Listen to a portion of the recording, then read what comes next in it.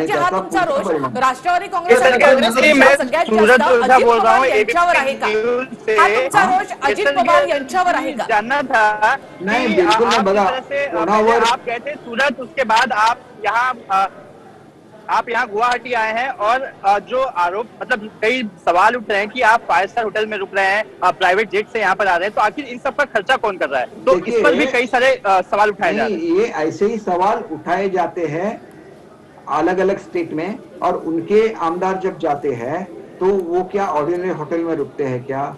हर किसी को, हमारे यहाँ आमदार को अच्छी तनख्वाह है तो अपना खर्च वो खुद कर सकता है। और जब हमें कोई इनवाइट करता है, जैसे समझिए शिंदे साहब ने इनवाइट किया, तो शिंदे साहब हमें कुछ भी फ्री नहीं लेते हैं, उसका पैसा भरते हैं, ऑफिशियली भरते हैं, उनसे जो भी कंसेशन है वो लेते हैं, पर पैसा भर के हम लोग यहाँ पे रहते हैं, हम लोग मुफ्त तो नहीं रहते हैं। और कोई भी पार्टी हमारा खर्चा नहीं उठा रही है। हमारे जो नेता है शिंदे साहब, उन्होंने हमें बुलाया, उन्होंने बोला कि ये फ्लाइट से आपको आना है, हम उस फ्लाइट में बैठ गए, यहाँ पे आ गए। फिर जो भी पेमेंट करना है वो पेमेंट कर देंगे, उसका कुछ सवाल नहीं है। आप क्यों बार बार उठा रहे हैं? आपको क्यों लगता है कि बीजेपी इसके पीछे? बीजेपी इसके पीछे बिल्कुल नहीं है। ये हमारा प्रॉब्लम अगर सॉल्व होता है तो हम लोग भी बात कर रहे हैं ना, शिंदे साहब भी साहब से बात कर रहे थे, बाकी के नेताओं से बात कर रहे थे, वो बोल रहे थे कि आज भी आप निर्णय ले लो कि आप बीजेपी के साथ गठबंधन बनाओ। उन्होंने सुना नहीं, तो उनका अधिकार है, हम क्या बोल सकते हैं, वो हमारे नेता है, उसके बारे में। केसरकर जी, हाँ बोलिए। केसरकर जी, वहाँ पे वक्त लग रहा है, तो इसकी वजह से वहाँ पे जो आमदार है आपके, वहाँ अस्वस्थता बढ़ रही है, तो वैसी न्यूज आ रही है, तो वहाँ का क्या माहौल है? और आपने जो कहा कि हम इस बार सत्ता में है, तो पिछले 5 साल में भी आप सत्ता में थे, बीजेपी के साथ थे, उस टाइम आपके काम कुछ नहीं हुए क्या? आप भी उस टाइम आमदार थे, वो काम हुए कि नहीं आपके? हुए, इसलिए हम लोग जीत के आए ना, हुए इसलिए जीत के आए। जब हमें कोई भी डिफिकल्टी आती थी उस वक्त, तो हम उद्धव साहब को जाके बोलते थे, और जब वो देवेंद्र फडणवीस से जिससे बात करते थे, तो देवेंद्र फडणवीस जी वो कर देते थे। हमारा जो भी है, हमारे यहाँ के रास्ते हैं, एक बार उद्धव साहब ने बोल दिया तो वो तुरंत काम करते थे, क्योंकि वो कोऑर्डिनेशन था। और उद्धव साहब का एक दर्जा है महाराष्ट्र में, वो जब किसी को बोलते हैं कि ये करना है तो हो जाता है, वो हो जाता था। अगर नहीं होता था तो हम उद्धव साहब के साथ जाते थे। हालांकि मैं जहाँ पे मंत्री हूँ, मुझे उद्धव साहब बोलते कि इनको ये करना है, तो हम लोग बोलते थे, हमारे जो सीनियर थे तो हम लोग बोलते थे।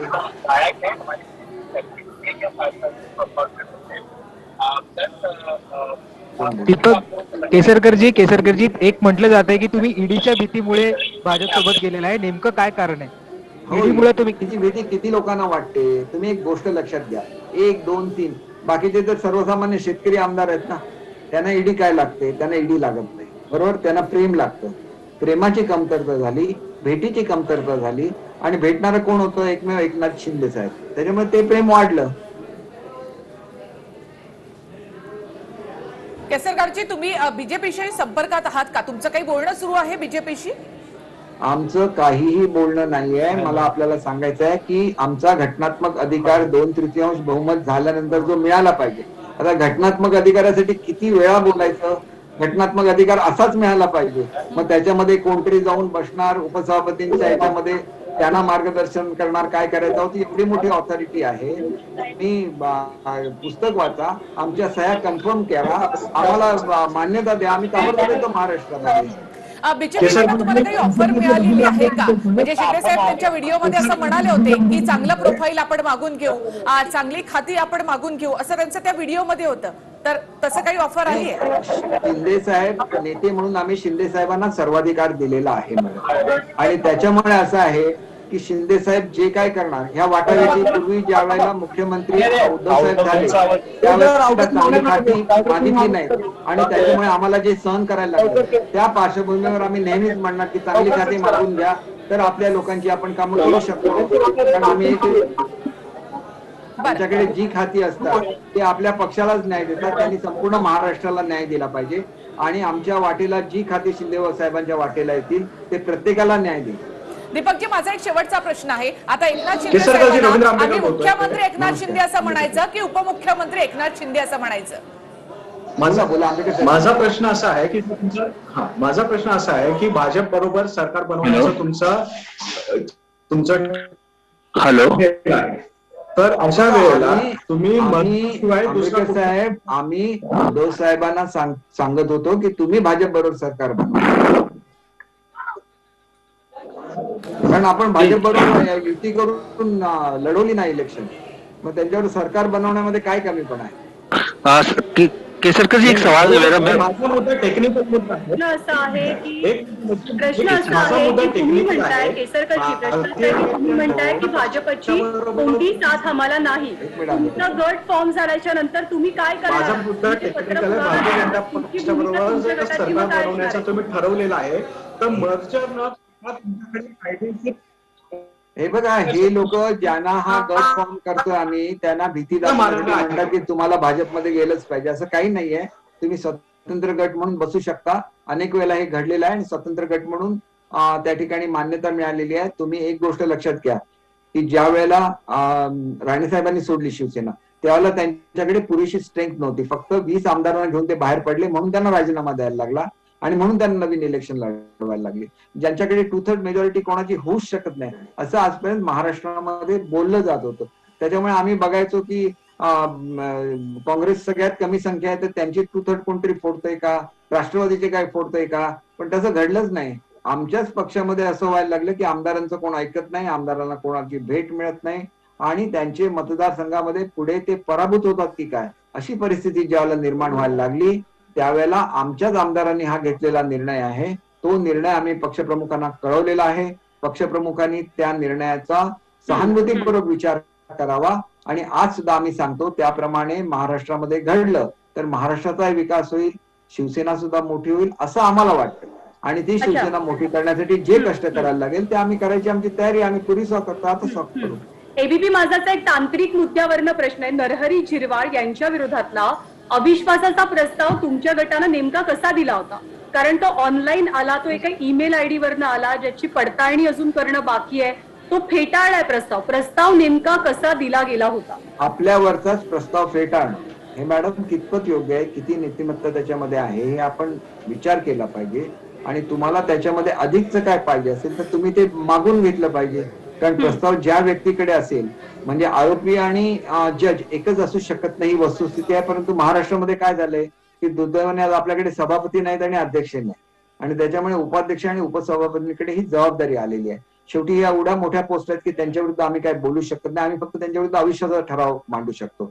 आणि समजा त्यांनी तो फेटाळला तर आम्ही गव्हर्नरकडे ते देऊन त्यांना विधानसभेचं अधिवेशन बोलवण्याची मागणी करू शकतो आणि विधानसभेच्या अधिवेशनामध्ये त्या ठरावावर मतदान होऊ शकतं आणि त्याच्यानंतर त्यांचा निर्णय होऊ शकतो. पण जनरली एक असं आहे की ज्या वेळेला एखाद्या व्यक्तीवर अविश्वासाचा ठराव येतो, आता त्यांनी काय केलं, सगळ्या टेक्निकल गोष्टी करतात. आम्ही अगोदर अविश्वासाचा ठराव दिलेला आहे, त्याच्यानंतर डिस्क्वालिफिकेशनचे ऍप्लिकेशन आले तर डिस्क्वालिफिकेशनचे ऍप्लिकेशन आपण हे करता आणि अविश्वासाचा ठराव अगोदर आलेला तो का नाही एंटरटेन करत? कारण तुम्हाला काही टेक्निकॅलिटीज निर्माण करायच्या आहेत. टेक्निकॅलिटीज निर्माण केल्या तरी आमचं काही म्हणणं नाहीये. ज्या वेळेला आमदार कोर्टात जातील त्याला उघड आहे की त्यांच्याकडे संख्या आहे आणि ज्यांच्याकडे संख्या आहे त्यांना न्याय मिळालाच पाहिजे असे आतापर्यंतचे सर्वच्या सर्व निर्णय आहेत.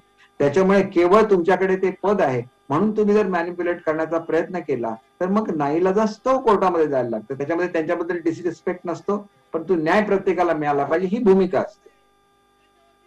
अद्यापही नेतेपद किंवा मंत्रीपद काढलेलं नाहीये तर अशा वेळेला शिवसेनेची संवादाची दारं अजूनही खुली आहेत की आता बंद झाली? परेड करणार आहात का?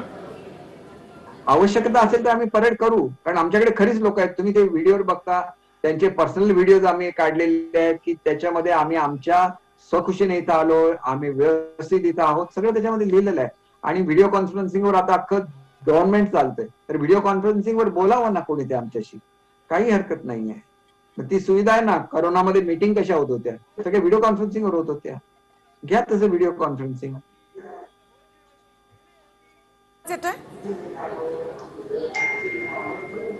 मला वाटतं सगळ्यांचे प्रश्न संपलेले आहेत तर आपण आता ही प्रेस कॉन्फरन्स संपवूया.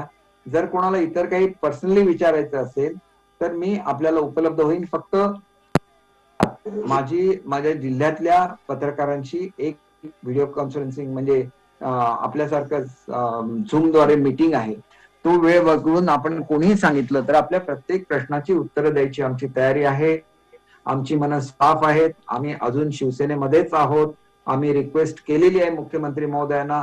विषय दुसराच निघतो. आम्ही रिक्वेस्ट काय केली आहे की सेना भाजप एकत्र यावं. ते काय म्हणतात की मी राजीनामा देतो. राजीनामा कोणी मागितलेलाच नाही. लोकांना भावनिक हे करायचं असं होऊ नये. शेवटी ते नेते आहेत आणि त्यांनी पक्ष एवढा बाळासाहेबांच्या नंतर चालवलंय. त्यांच्याकडून आमच्या वेगळ्या अपेक्षा आहेत. त्या अपेक्षा पूर्ण व्हाव्या एवढीच आम्ही ईश्वरचरणी प्रार्थना करतो. थँक्यू.